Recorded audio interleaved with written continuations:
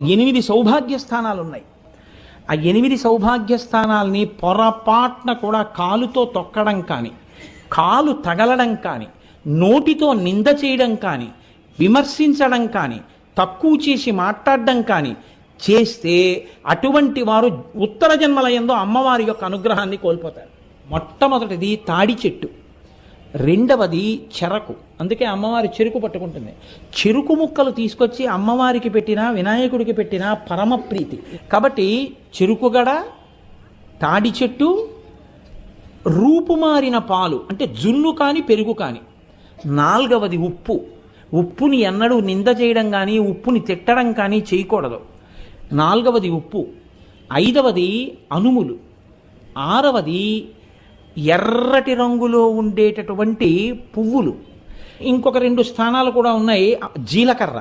8వది ధనియాలు.